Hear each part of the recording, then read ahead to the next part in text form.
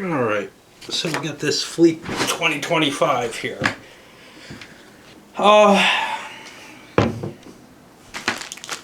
So off the bat, these smaller games, and that's what Victory Point kind of specializes in, they're not really my kind of game, which is okay, you know. I can still appreciate them. In this particular case, I had some severe misgivings when I first looked at it regarding the idea of using sort of traditional zone of control in a naval game, a naval air, submarines, and, you know, that seemed really odd. Strangely enough, it works pretty well, actually. I didn't feel like there was something inherently unreasonable about it. What they indicated was, yeah, you can't just steam by the enemy, you will be detected that way. And unlike something like the Fleet series, which would handle the odds of that detection, you know, hey, you got an 8 in 10 chance of getting detected every hex you move when you're within 3 of something. This just says you can't do it. You'll be destroyed if you try to steam right past someone in a modern combat environment. And I think that's perfectly reasonable. There were a couple strange interactions. Now, maybe I got something wrong. I don't know. There were some strange interactions in my playing, at least, between the interdiction nature of, well, maybe not the interdiction. No, it was more the defensive value of units in the same hex being applied in that hex. That felt a little bit off, just in the sense that, let me make sure I've got it right, because I know you can't attack units that are exclusively of your type, but yeah, so if I have subs in a stack with ships, and a plane attacks, or a stack of planes attack my stack, my combined stack, I can reveal that sub and add its defense to it. Unless I'm getting something very, very wrong there. And I don't see how that sub is providing any defensive support to the ships or planes that it's stacked with. Especially the planes, but even to ships. It seems a little odd to me. But okay, that's a minor quibble.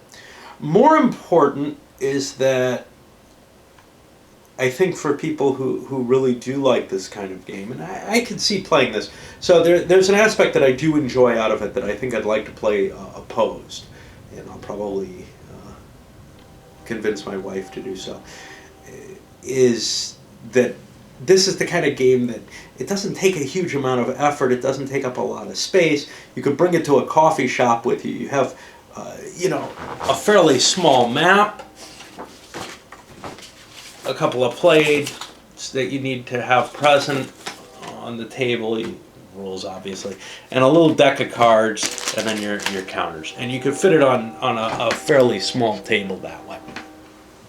It doesn't take a humongous amount of time, and in a lot of ways, the amount of effort that you put into it, you could probably really, not calculate it all, but really overthink the game in terms of trying to do really well. But you could also, I think, enjoy it playing it in a very kind of beer and pretzels type environment that I like. In fact, I've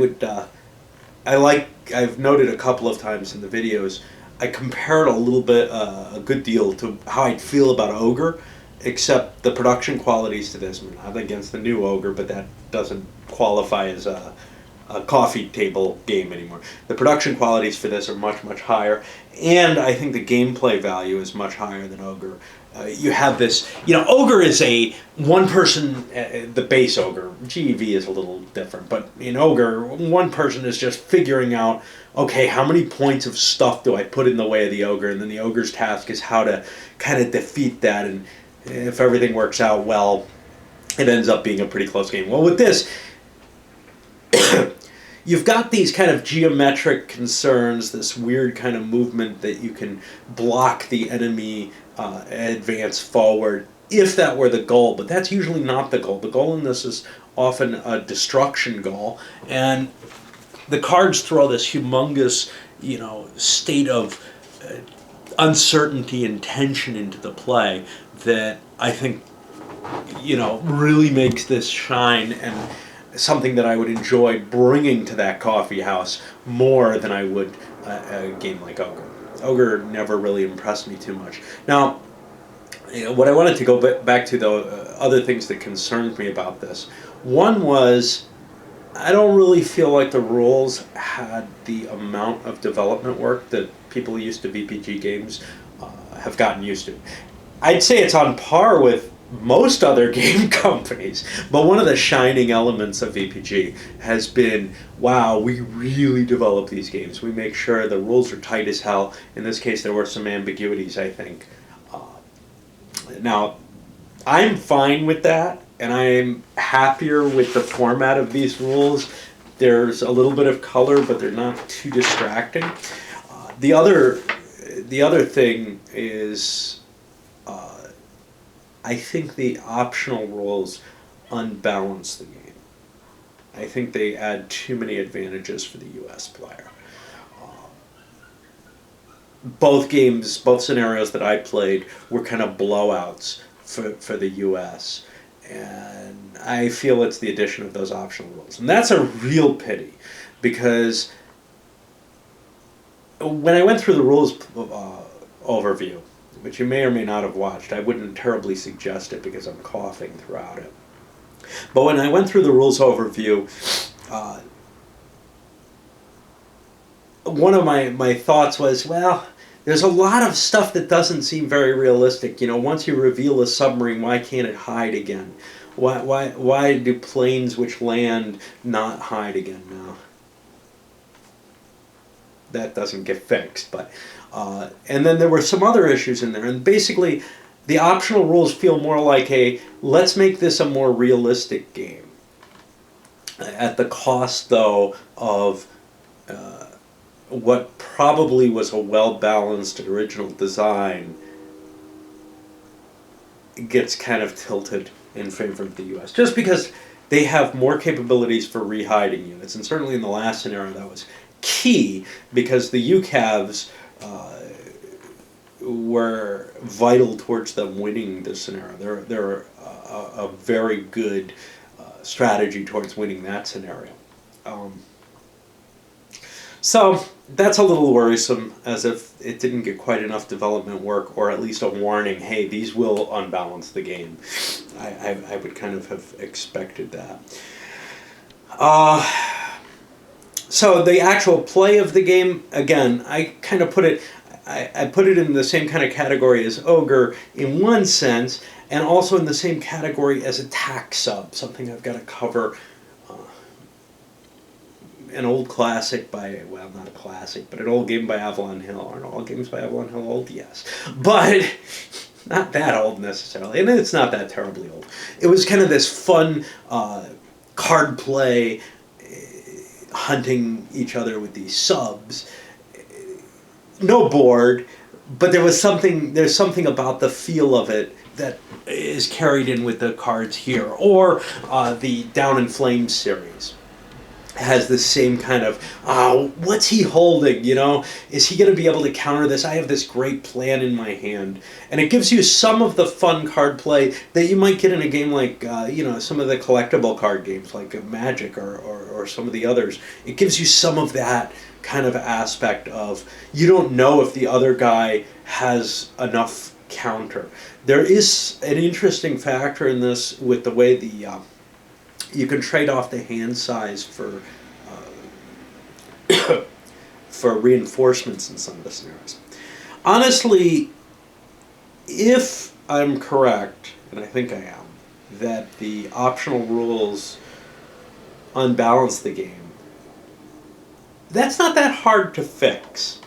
You could still play with the optional rules and give the Chinese a few extra resources in the game, or give them an extra point of card hand, or something like that. it might seem a little unfair or bump their will up. There's a lot of different little levers you could use to rebalance these scenarios a little bit. So, it's not like these scenarios are a rigorous, historical exploration. And it's not even like the projections are at all likely to be realistic. We're talking 10 years out in the future where China has a fleet capable of challenging the US Pacific fleet and in fact outnumbering it. I think that's a little overly optimistic for the Chinese fleet, where they have multiple aircraft carriers. They have one right now. I don't know. We'll see. It is very topical, though, given China's current flexing of their muscles in the China Sea, yeah.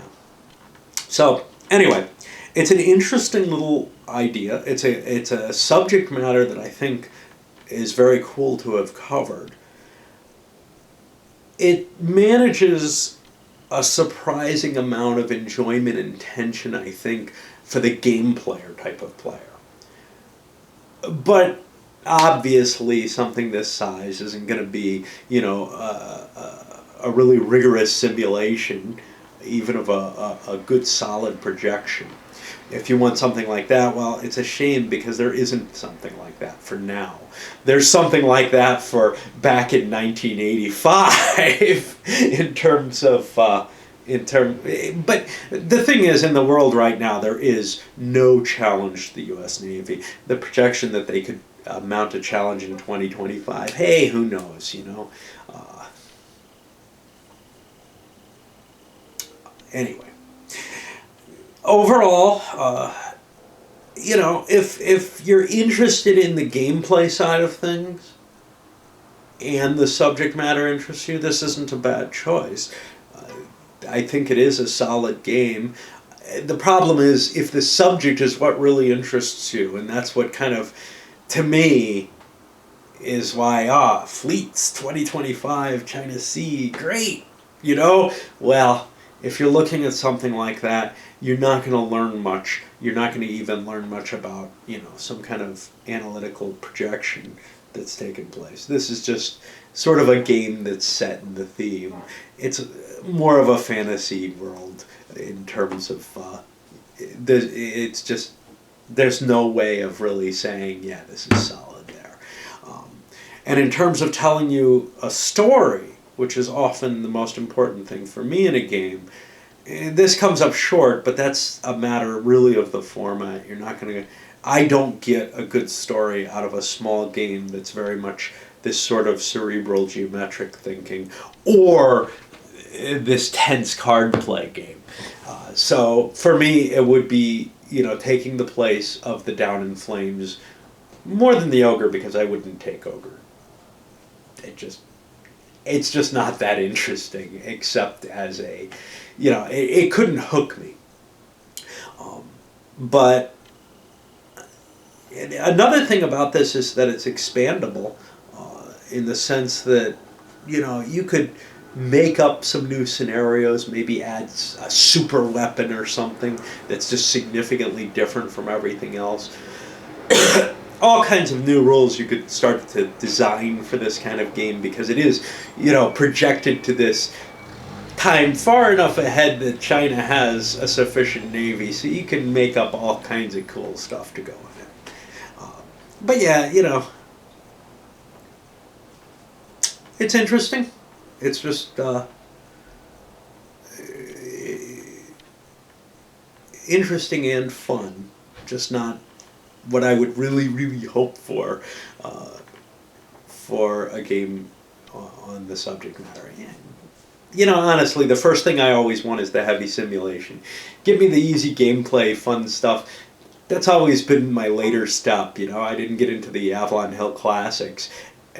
I bought a decent amount of them early on, but I didn't get into them and start saying, these are kind of cool games, until after I had played some more rigorous simulations of the era. and then I kind of can say, now I've gotten some real grasp of what that war would be like. Now it makes more sense for me to play this and kind of say, you know, this doesn't match, or this actually does a pretty good job given how simplistic it is. Again, though, the biggest worry I had was actually the zones of control, and that's really a non-issue. It works fine in this. All right, up it goes.